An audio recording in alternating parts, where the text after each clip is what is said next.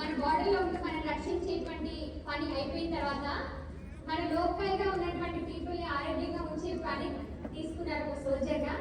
So తను amazing coach. So product of the product గా ఉంటారు. సో తనని ఇన్వైట్ చేయాలనుకున్నాను with all your support.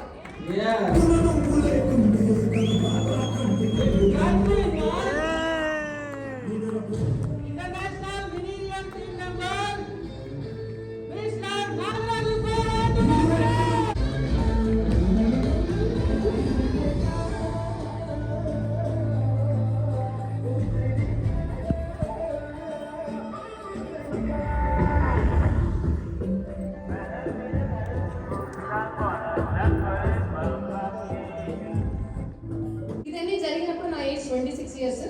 So నా ఫ్రెండ్ ఎప్పుడైతే కమ్యూనిటీకి పరిచయం చేశారో నాకు అర్థం కాలేదు ఇక్కడ ఏం చేస్తారు, ఎందుకంటే నేనున్న ప్రొఫెషన్ వేరే. సో బట్ కానీ ఇక్కడ వచ్చిన తర్వాత నా కోచ్, నా మెంటర్స్ అండ్ ఈ కమ్యూనిటీ పవర్ ప్రతి ఒక్కరి రిజల్ట్స్ నన్ను ఇన్స్పైర్ చేస్తూ నేను విత్ ఇన్ 1.5 months ఏదైతే బ్లడ్ థిన్నర్ మార్నింగ్ ఈవినింగ్ వేసుకుంటున్నానో దాని డోసెస్ తగ్గించుకోగలిగాను. అలాగే with in 3.5 months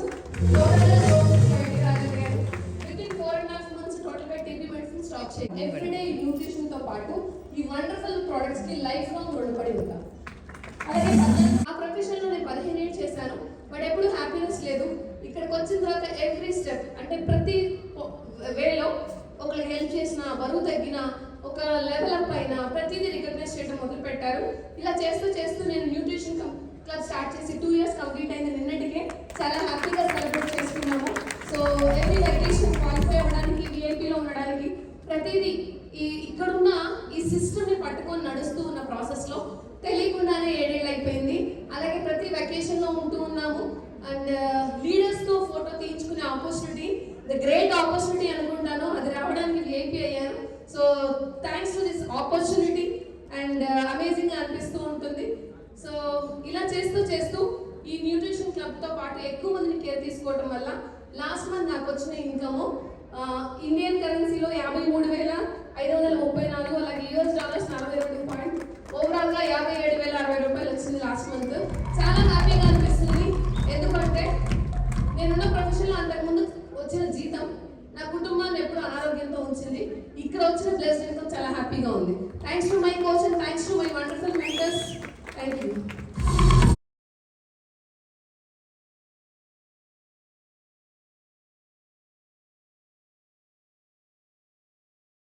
Govinda, thank you.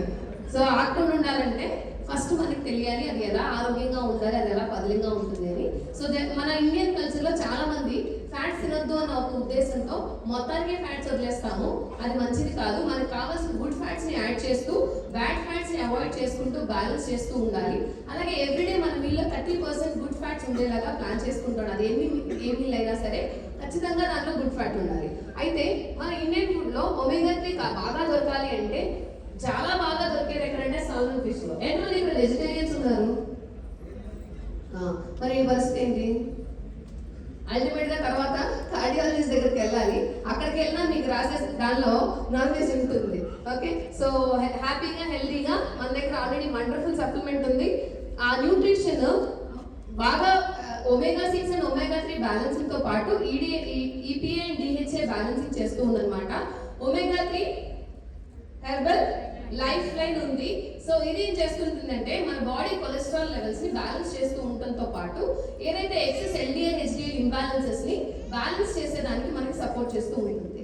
అలాగే నెక్స్ట్ వచ్చేసి నైట్ వర్క్స్. ఒకసారి దీనికి గట్టిగా క్లాస్ కొట్టండి, ఎందుకంటే నాకు లైఫ్ ఇచ్చింది, నా బెస్ట్ రిజల్ట్ దీంతోనే ఉంది. నేను ఈ కమ్యూనిటీలో 7 ఏళ్ళు స్టిక్ ఆన్ అయ్యి ఉన్నాను అంటే ఫస్ట్ వచ్చేసి shake, next enhancers, next omega, next night works. But ultimate credit goes to this night works. ఎందుకంటే ఆ రోజు మేబీ ఈ న్యూట్రిషన్ నా కోసం అక్కడ ఉండకపోతే నేను స్ట్రోక్ నుంచి ఎప్పుడు బయటకు వచ్చానో నాకు తెలియదు, వచ్చేదానో తెలియదు, ఎందుకు స్ట్రోక్ వచ్చిందో కూడా రీజన్ తెలియదు, అసలు ఆ కారణమే ఏమీ తెలియదు. ఆర్టరీస్ మాత్రం బ్లాక్ అయిపోయాయి, వీనస్ సిస్టమ్ కూడా స్టిఫ్నెస్ అయిపోయింది, స్టీనోసిస్ అయింది, అంటే గట్టిగా అయిపోయి. ఎంతమంది ఇంట్లో వాటర్ పంపులు ఉన్నాయి, వాటర్ ఎండకండి వానకు నాడి గట్టిగా అయిపోతుంది. మీరేం చేస్తారు, దాన్ని తొక్కితే కూడా ఇట్లిట్ అవుతుంటుంది లేదా ఇరిగిపోతుంటుంది. సేమ్ మన ఆర్టరీస్ అండ్ వెయిన్స్ కూడా బాడీలో రబ్బర్ పంపు కొత్తగా కొంటే ఎలా ఉందో జీవితాంతం అలాగే ఉండాలి. కానీ బై ప్రాసెస్ ఏజ్ మారుతున్న కొద్దీ ఆ పంపు అలా ఉండదు. మీరు సీనియర్ పంపును చూస్తే అంటే 7 తరబడి ఇంట్లో పెట్టుకుంటే గట్టిగా అవుతుంటాయి. సేమ్ రక్తనాళాలు కూడా లోపల అలాగే అవుతూనే ఉంటాయి. మరి దీన్ని ఏం చేయాలి? ఏజ్ మారుతున్న కొద్దీ దాని ఎలాస్టిసిటీ ఉంచే నైట్రిక్ ఆక్సైడ్ లెవెల్స్ తగ్గుతూ ఉంటాయి. దాని ప్రొడక్షన్ ఉండదు. అంతగా మేము ముసలాళ్ళం అయ్యాం కదా అని కుర్చీలో లేసి ఎక్సర్సైజ్ చేయదు. ఈ రెండు చేయనప్పుడు నైట్రిక్ ఆక్సైడ్ ఎక్కడి నుంచి వస్తుంది? ఫుడ్ లోంచి వచ్చే అవకాశం లేనే లేదు. సో ఇలాంటి పరిస్థితుల్లో వండర్ఫుల్ గా నోబెల్ ప్రైజ్ విన్నర్ మన కోసం ఈ న్యూట్రిషన్ మన హెర్బల్ లైఫ్ ఇచ్చారు. ఒకసారి గట్టిగా క్లాస్ కొడదామా యూసింగ్ గారికి. సో ఎప్పుడైతే మీ నైట్రిక్ ఆక్సైడ్ ని హ్యాపీగా తీసుకుంటున్నాము, ఎల్డిఎల్ లెవెల్స్ ఎక్కువగా ఉండి ఆర్టరీస్ లో ఎప్పుడైతే టోటల్ గా ఆ పంపునే బ్లాక్ చేసే సిచ్యువేషన్ వస్తుంది, అలాంటి టైంలో మీకు రక్తం ఏదైతే సరఫరా ప్రెషర్ ఇవ్వాలో హార్ట్ నుంచి కానీ హార్ట్ నుంచి బాడీకి కానీ ఇవి రెండు సాఫీగా నడవనప్పుడు బ్లడ్ ప్రెషర్ ఇష్యూస్ రావటము, పల్స్ ప్రాబ్లమ్స్ రావటము, అలాగే తెలియకుండా స్ట్రోక్ ఇష్యూస్ క్రియేట్ అవ్వడము. స్ట్రోక్ బ్రెయిన్ కి హార్ట్ కే కాదు బాడీలో ఎక్కడైనా వస్తుంది. అంటే బీయింగ్ మెడికల్ డిస్క్లైమర్ ఏంటంటే నేను మెడికల్ బ్యాక్గ్రౌండ్ నుంచి కాబట్టి టాపిక్ చెప్తున్నాను. సో ఎప్పుడైతే ఈ రక్త సరఫరా తగ్గుతుందో ప్రతి ఆర్గన్ దాని ఫంక్షన్ ని తగ్గించుకుంటూ వస్తుంది. ఇది అది అని లేకుండా ప్రతి అవయవము దాని పనితీరు తగ్గిస్తుంది. మరి ఏంటి అంటే ఎప్పుడైతే ఈ నైట్రిక్ ఆక్సైడ్ ని హ్యాపీగా ఎవ్రీడే నేను తీసుకోవడం స్టార్ట్ చేస్తున్నామో, ఫస్ట్ ఆఫ్ ఆల్ బాడీలో ప్రతి సెల్ కి బ్లడ్ సర్క్యులేషన్ నడుస్తుంది. బ్లడ్ సర్క్యులేషన్ నడిచినప్పుడు ఆ ఆర్గాన్ అది చేయాల్సిన పనిని హ్యాపీగా చేస్తూ పోతుంది. అప్పుడు ఆర్గాన్స్ కి ఏ డిసార్డర్ అయినా ఎందుకు వస్తుంది అనేది నాకు అర్థమైంది. సో హ్యాపీగా నేనైతే ఈ నైట్ వర్క్స్ నేనే కాదు, మా మదర్, నేను, మా పిల్లలు హ్యాపీగా ఎవ్రీడే ఎంజాయ్ చేస్తూ ఉంటాం. అంత వండర్ఫుల్ ప్రోడక్ట్, అల్టిమేట్ హార్ట్ అంటాను నేనైతే దీన్ని. సో ఒకసారి గట్టిగా క్లాప్స్ కొడుతూ. సో దాంతో పాటు నెక్స్ట్ వచ్చేసి బీటా గ్లూకాన్ ఫైబర్ తో కూడిన హ్యాపీగా కొలెస్ట్రాల్ ని తగ్గించుకోవచ్చు అని రాసి మరి ఇచ్చారు మన చేతికి బీటా గ్లూకాన్ ని. సో ఈ బీటా హార్ట్ వచ్చేసి మనకి సాల్యుబుల్ ఫైబర్ అండ్ అవుటర్ గా ఏదైతే మనకి అయ్యో అందరూ ఒప్పుకునేది అదే కదా. మీరు పొద్దులేసి కంప్లైంట్ చేస్తారు, ఆడవాళ్ళు అరుస్తారు. తొందరగా ఎవరు ఏడుస్తారు? ఆడవాళ్ళే కదా. బాగా బాగా ఊరికి అలిగేది ఎవరు? గట్టి చెప్పండి పర్లేదు. జెంట్స్ ఇంటికి నాకు ఏమనరాడు. సో అయితే ఎందుకు చేస్తారు వీళ్ళు పనులు? ఎందుకు వాళ్ళకి కోపం వస్తుంది? ఎందుకు వాళ్ళకి ఏడుపు వస్తుంది అంటే at the starting of puberty, menses ఎప్పుడైతే స్టార్ట్ అవుతుందో అప్పటి నుంచి వాళ్ళు చనిపోయేంత వరకు వాళ్ళ బాడీలో ప్రతి స్టేజ్ లో హార్మోనల్ చేంజెస్ నడుస్తూ ఉంటాయి. బాడీ మొత్తంలో 75 అప్రాక్సిమేట్ హార్మోన్స్ ఉంటే అందులో ఉమెన్స్ కి మేజర్ గా 3 హార్మోన్స్ వల్ల ఇబ్బంది జరుగుతూ ఉంటుంది. Progesterone, estrogen and testosterone lower level లో ఉంటుంది. At the age of 20s వీళ్ళ మూడ్స్ బాగుంటాయి. 20s దాటిన తర్వాత అంటే 20 నుంచి 30 మధ్యలో బాగుంటారు. 30 దాటిన తర్వాత మనం అనుకుంటాం బాధ్యతలు, కానీ వీళ్ళకి లోపల హార్మోన్ చేంజెస్ జరుగుతూ ఉండటం వల్ల వాళ్ళకి కొంతమందికి పీరియడ్స్ స్టార్ట్ అయినప్పటి నుంచి ప్రాబ్లం ఉన్నాయి. దాన్నే పిఎంఎస్ అంటాం. అంటే ప్యూబర్టీ తర్వాతే చాలా మందికి పీరియడ్స్ వచ్చే ముందు ఏడుస్తుంటారు, అరుస్తుంటారు, వీక్నెస్ అంటారు, కడుపు నొప్పి అంటారు, చాలా రీజన్స్ చెప్తూ ఉంటారు. దీనికి రీజన్స్ ఎన్నో అయి ఉండొచ్చు. జెనెటిక్ గా 30% వస్తుంది, కానీ లైఫ్ స్టైల్ ప్రాబ్లమ్స్ 70% ఉన్నాయి. అలాగే ఒబేసిటీ ఉంటుంది, స్ట్రెస్ ఉంటుంది. వీటన్నిటిని తీసుకొని ఈ ప్రీ మెన్స్ట్రువల్ సిండ్రోమ్ తో స్టార్ట్ అయ్యి నెక్స్ట్ మెనోపాజ్ వరకు కూడాను వీళ్ళ మూడ్ స్వింగ్స్ ఇలాగే ఉంటాయి. మెనోపాజ్ తర్వాత ఇంకా డబుల్ అవుతాయి. సో 50 తర్వాత లేకపోతే ఆర్టిఫిషియల్ గా ప్రీ మెనోపాజ్ సింప్టమ్స్ అంటాం. అంటే పీరియడ్స్ ఆగిపోయే ముందు ఒక 1 year కూడా వీళ్ళ మూడ్స్ అలాగే బాగా ఇరిటబుల్ గా ఉంటారు. గొడవలు ఎక్కువైపోతుంటాయి, చికాకులు ఎక్కువైపోతుంటాయి.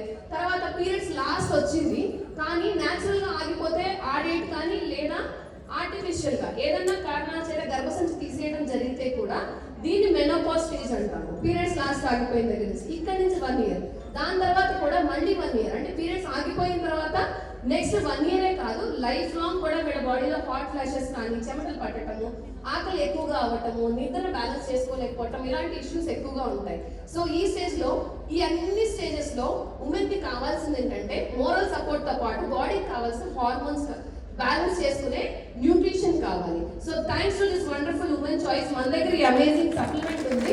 ఎప్పుడైతే మన బాడీకి సోయా ఐసోఫ్లేవనస్ చాస్బెర్రీ దొరుకుతుందో ఈ మూడ్ స్వింగ్స్ ని, ఆ ఇంబ్యాలెన్స్ హార్మోన్స్ ని బ్యాలెన్సింగ్ చేసేలాగా బాడీలో ఆ హార్మోన్ మధ్య కెమికల్ చైన్ ని బాండింగ్ పెంచుతూ వస్తుంది అనమాట. సో ఇది తీసుకున్నాక ఎంతమంది హ్యాపీగా ఉన్నారు? ఒకసారి ఉమెన్ చాయిస్ రిజల్ట్స్ మనం హ్యాపీగా చేయగలరా?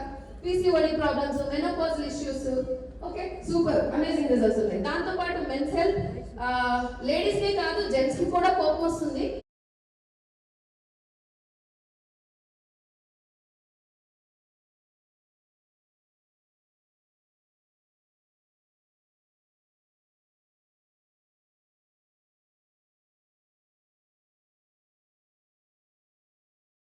ఫోన్ చేసి బెండ్ అవడానికి రెడీగా ఎవరు ఉన్నారు ఇక్కడ సార్ కొంచెం గ్యాప్